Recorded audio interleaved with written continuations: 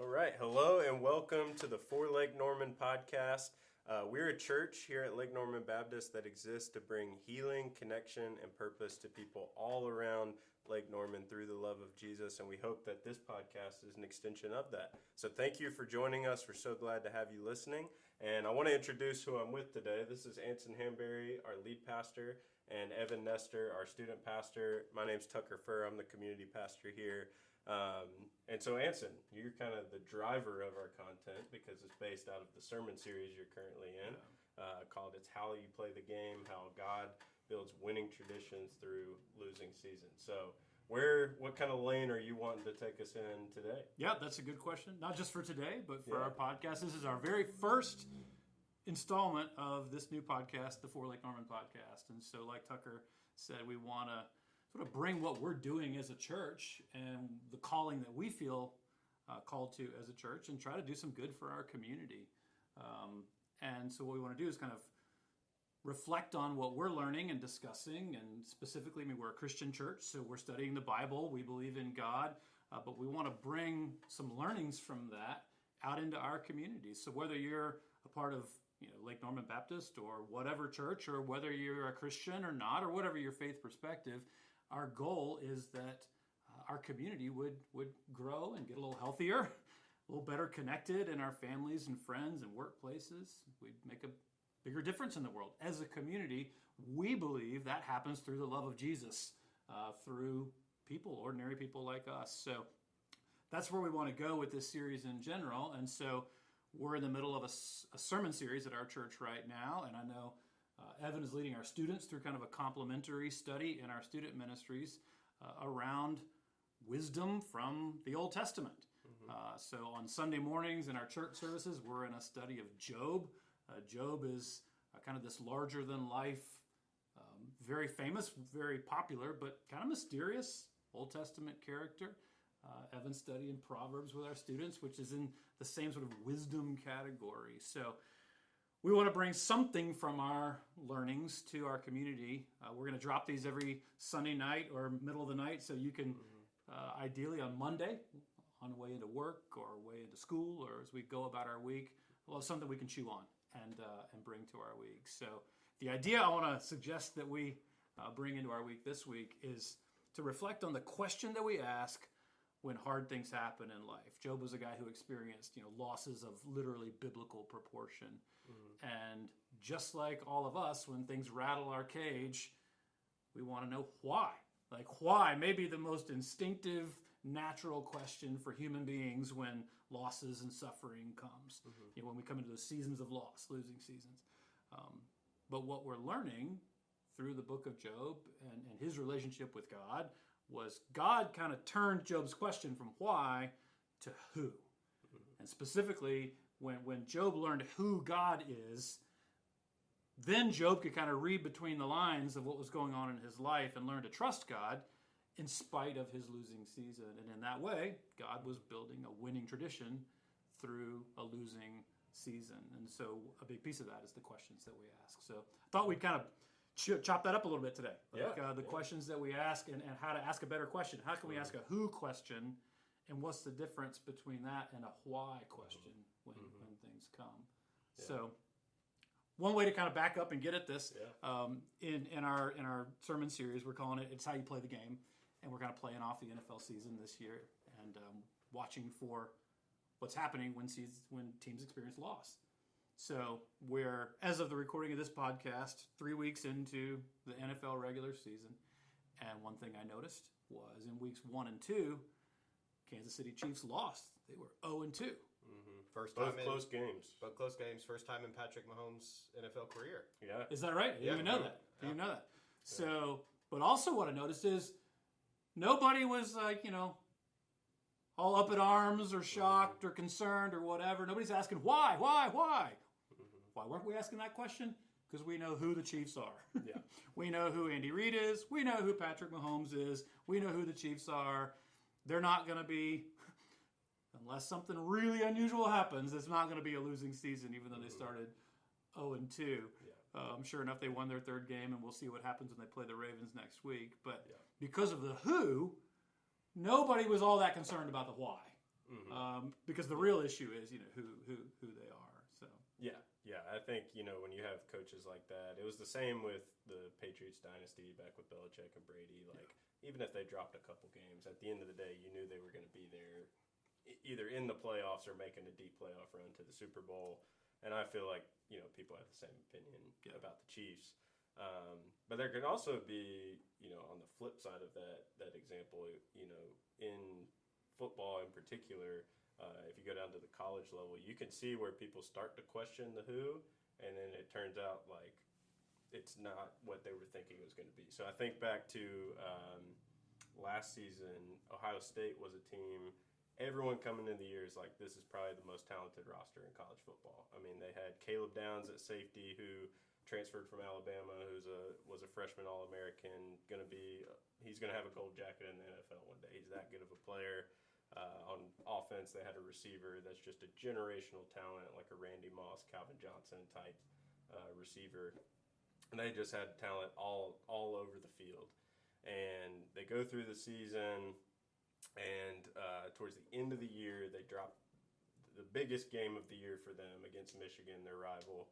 And everybody then turns to questioning if this team is who we thought they were. And they're, Ryan Day, the head coach, has never beat Michigan as the head coach at Ohio State. So they made this big deal about, like, well, should they move on from Ryan Day? Should they let go of him? He can't get over that hump. He can't beat Michigan. And the team and Ryan Day as the coach just put their heads down.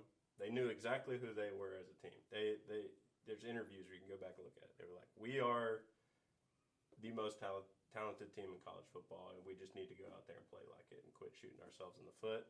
So they end up making the playoffs still and absolutely dominating every team that they played in the playoff on the way to winning the national championship against Notre Dame. And now nobody's calling for Ryan Day's job, and nobody's, freaking out about their roster or how they can't beat Michigan. Yeah. They the did why question went away. Yeah. When the who question was answered. Yeah, exactly. Yeah. And even though who they were was being questioned, they knew who they were. Yeah. And that led to them, ultimately triumphing. And that Michigan loss kind of galvanized the team to propel them to that championship level that they were capable of the whole time. For sure. Yeah. So you can tell as we go in this podcast, when we get to sports stories and how they connect with what we're talking about, Tucker's our man. Yeah. Evan knows his share of. Yeah, I mean, I do. Well. I do. Yeah. I don't like to brag, but all right. Well, you can surprise me with your insights here as we go. We'll find out. But so who, not why. It's a better question in sports often. Yeah. I'm thinking about life as well. Just like as a parent, we're both parents. Tucker, not a parent yet. Yeah. Not yet. So Evan, you've got. Is he 2 now? He's 2. Bodie is 2. Yeah. He's not saying why yet, but he's saying no. We got a lot of no's in the house right now. Which is not a question. It's a statement. It's a statement. Yeah. But yes, I mean, we've had conversations about as kids grow. They start earlier on, right? 3, 2, 3, 4. We get the question why a lot. Yeah. Why are things done this way? Why do I have to do this way? Why? Yeah, why? But as we talked earlier, it's as they grow and get older, they develop an understanding of who their parents are. And it's a little easier to, the why questions go away because you know the who behind the why, right? Bodie will begin to trust me more, and he'll understand that the whys don't matter as much because of who I am and my desires for him and as my son. Until he becomes a teenager. Yeah, and then it's just like... Then we'll start all over. It doesn't even matter. I mean, it's like all this work for nothing, But it's the same principle, right? Yeah. When you know the who and you trust the who, then the why question becomes much less critical, and we're able to live with some things that we don't understand, right? And as I'm sort of thinking about the way life comes at us, life is filled with unanswered questions, and when we get so caught up in those unanswered questions, we want to know why things are the way they are. Life is filled with unexplained losses.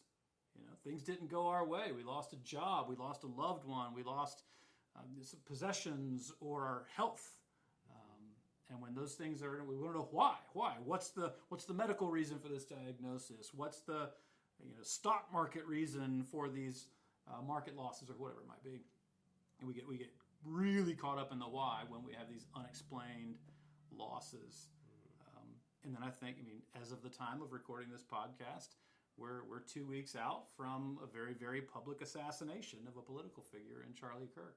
And, it's being processed right now as, not since the 60s have we seen somebody that had this high of a national profile that was not in office assassinated for what we assume to be political reasons. So there's unjustified suffering and evil in the world. And we want to know why that as well. We can get caught up in those whys. So especially when we get to these higher level sort of spiritual, questions of biblical proportion, then the question of who is God really becomes, the main question for us. And, I talk about this a lot too when we're wrestling with these things and it's late at night because every question is harder in the middle of the night. Which is why we actually are releasing the podcast at night. Yeah, right. So if you're when you can't go to sleep, just turn this on and we will put you. If to you sleep. need to go back, We got you. Yes. So, but when the pain is the deepest, right? That's when our questions are the most urgent. Yeah. And who do we believe God to be? Who has He revealed Himself to us in the Bible to be? Can we trust Him? So the story of Job is a story of unbelievable suffering, and as we've been learning as a church, Job's immediate response to the suffering was a pretty amazingly trusting response, and he said, hey, God gives, God takes away, but I'm going to praise God anyway. Or should we accept good things from God and not hard things? Wow, that's really, really accepting. Yeah. But then we can see as the story goes on, the pain starts to sink in, and sure enough, in Job, the book of Job, chapter 3, he starts to ask why. Why did you even let me be born? Because this is just too much. Why does God allow misery in the world like this? And so why? And then throughout the book, you see those why questions get deeper. And, he's sort of self-reflective. And he's like, hey, God, if there's something I've done wrong, if I've sinned in some way that I don't know about, let me know. Because as I can see right now, from what I can tell, I don't deserve this. Why? And then he gets to, basically accusing God of being, unjust. He's like, I know you're powerful, but I don't think you're good and just and right because of what I'm experiencing. And so Job came to this place, and what God did in the end of the book was not answer all Job's why questions, which is somewhat of a frustration. People throughout the centuries reading the book of Job, you get to the end and you're like, I was expecting God to answer the why, but He doesn't. But He changes it to who. And what He does is in very sort of dramatic, poetic fashion. He's like, hey, Job, let's think about who I am and who you are. And then he goes into this long, really this Old Testament ancient poem of, were you there when I formed the stars and the clouds and the earth and the sea? And do you know how the lightning works? Do you know how wind and rain and snow and ice and all these things work? And, at the end of the day, it's wisdom literature. And so Job is invited to kind of read between the lines here and go, no, I wasn't there when it was all made. I don't know how it all works. I get what you're saying. This is a who question. And God was inviting Job to pause and reflect on what he knew and believed about God and what that meant about his circumstances. And the incredible thing about Job, and I think, it's a credit to his wisdom and the wisdom that God gave him, was that became a comfort for Job. When he realized, okay, these things aren't happening for some malicious reason. This isn't who God is. It's not that I'm being singled out and just driven into the ground and, beat down, because that's not who God is. And so as that sort of landed on him at the end of the book, you see Job really recanting all of his why. And he's like, you know what? I was wrong to get all, lathered up about the why. I get it now. I see who you are. And that's when Job gets up out of the sackcloth and ashes, which is the biblical picture of grief and just stuckness in life. And he's able to move on. He's able to trust God. He's able to live well because of the who behind his life. And so as I think about, this week, okay, we're in the car going to work. Things are going to happen this week that we can't expect. There's going to be probably some unanswered questions, maybe some unexplained losses, maybe some unjustified suffering. And the who behind it is the question that we need to ask. Whether that's a fight with a spouse or a friend or somebody, what we believe about that person is a better question to ask than, why would you, why would you do that? Well, if I might be vulnerable for a second, and this is even, this isn't this week, it was a few years ago, and we, at the church, we talk about something called the dark night of the soul, right? This moment in our lives where we just feel like the world is against us, God is against us, and we just experience a lot of pain. And I kind of had that a few years ago, and my most difficult time in ministry, Courtney is 4 months pregnant with Bodie, and we just had a huge life change that was unexpected. I was burnt out in ministry, and we departed from a church, and it was so painful. And I remember there was one day I was just so mad at God, and I said, I'm done. Like, I'm done with ministry. I'm going to go be a mailman. I'll see you later. And time out. You said you wanted to be a mailman? I wanted to be a mailman. Yeah. That's what all pastors who leave the Yeah, ministry right. want to Yeah, I do. mean, pretty stable job. Everybody gets mail, So I was like, I'll just go ride around in a car, listening to music and delivering bills. Let's just do it. Maybe that's your retirement gig. Maybe. Yeah, But God quickly said, not right now, and whipped me into shape and reminded me of who he is. And despite the brokenness of the world and even within the church and how we navigate that, God is unchanging.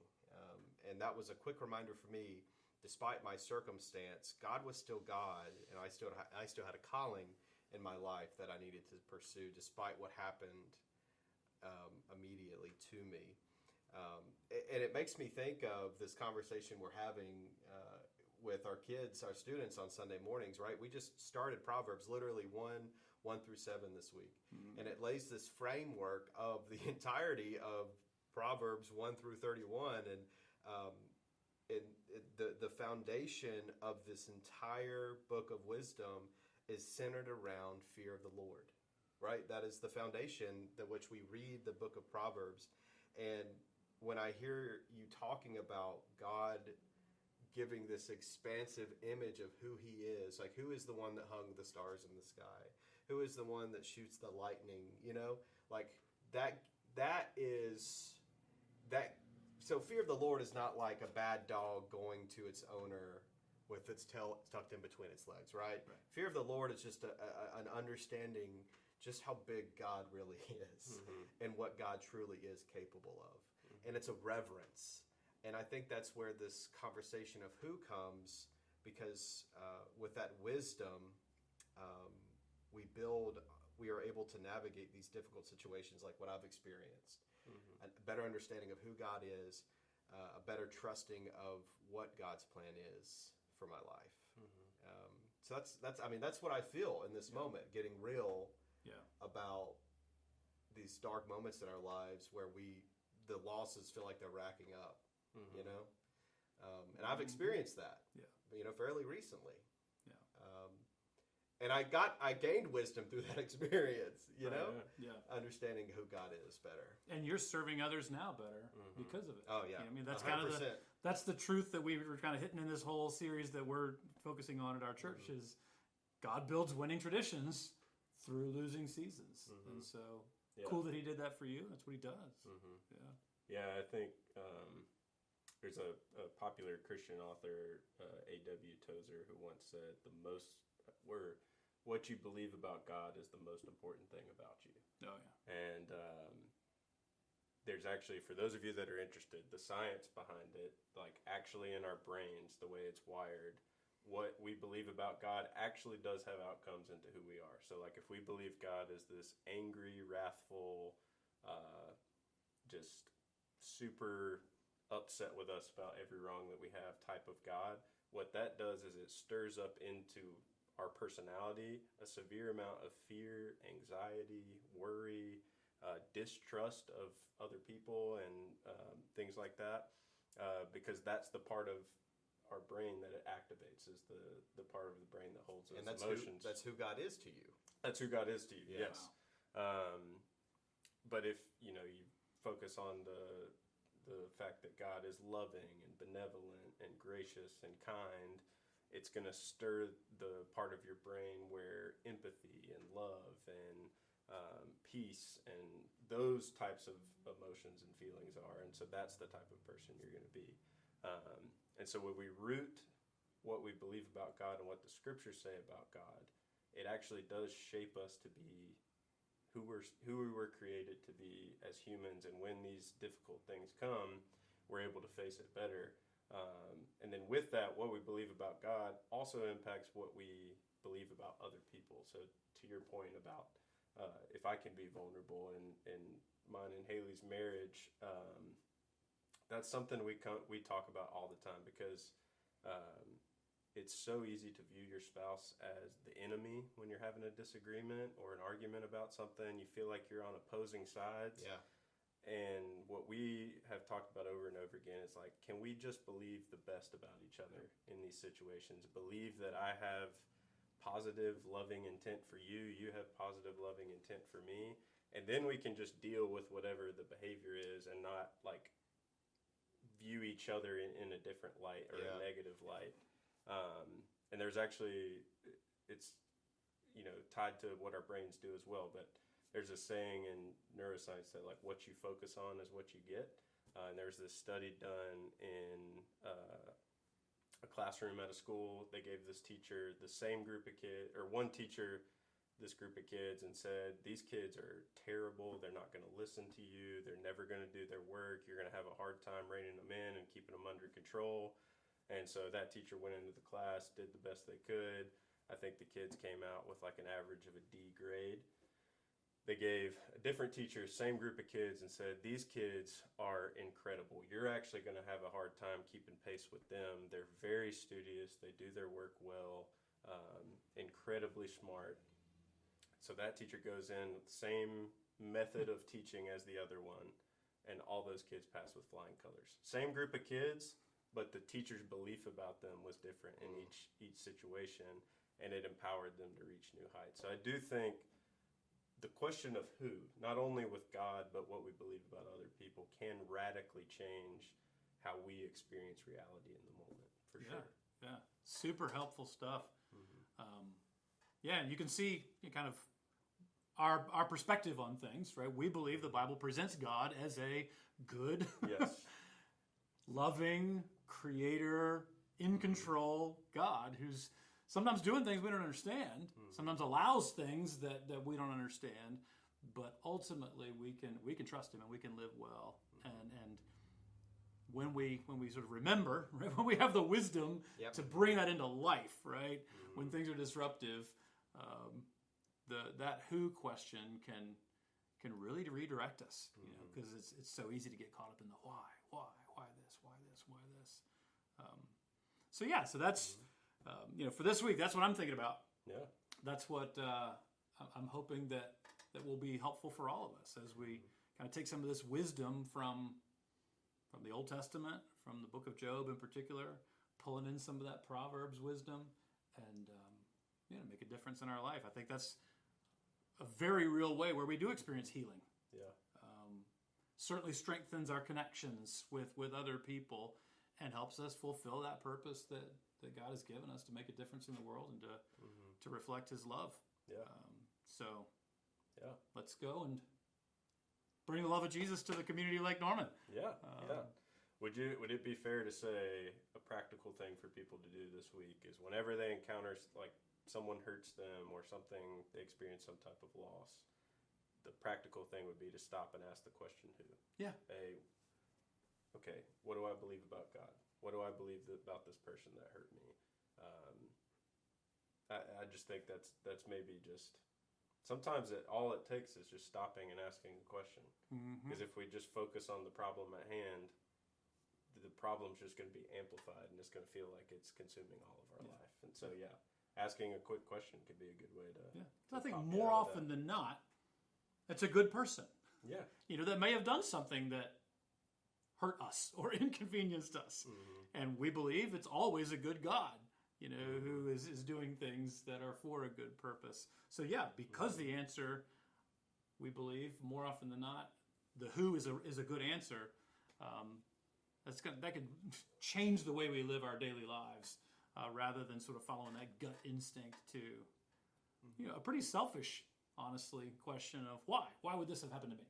Why would you have done that to me? Why did I deserve this? Et cetera, et cetera, et cetera. So why does tend to be a more That struck a self-centered nerve question. for me. Yeah, I'm like, whoa. I thought about that way. That's totally true. So let's ask who this week, and why a little bit less. Yeah, I think that's great. Yeah. Well, I feel like this was a productive conversation. It's going to help me this week. Yeah. And we hope it's. Why? Why though, Tucker? Why? It's all right. Because you're. I'll probably have to, remind myself Practice. of who you are this week. Yeah, there we go. Because you're gonna get under my skin. We'll work on that. Well, we hope this has been beneficial for you as well, and we hope you can take that question or asking the question "who" with you into this coming week as you listen to this on your Monday morning commute to work, to school, or to whatever your activities are that day. Thank you for tuning in with us. If this is beneficial for you, please like the video and subscribe to the channel. We would love for this content to come to you regularly. So subscribing is the way that you get notified when we drop a new episode, and liking it just helps the word get out to more people, so more people can experience the benefit of this as well. So thank you for tuning in. I would add one more thing to that. Just if you're looking for more where this came from, or if you're looking for a local church to be a part of, absolutely. would love to welcome you here at Lake Norman Baptist. 9 o'clock and 10:30 on Sunday mornings. And this is kind of what we're dealing with as a church. So if it's relevant to you, if you find it helpful, and you don't have a place that you're already committed to, and we'd love to have you. Yeah, there'll be a link to our website in the description, so you can go there and find all the information you need on our worship services, on different groups we have you can join, and all the previous sermons that we've had, including the ones in this series in particular. So thank you so much for being with us on the podcast. Thank you guys for taking the time to do this, and we'll see you on next week's episode.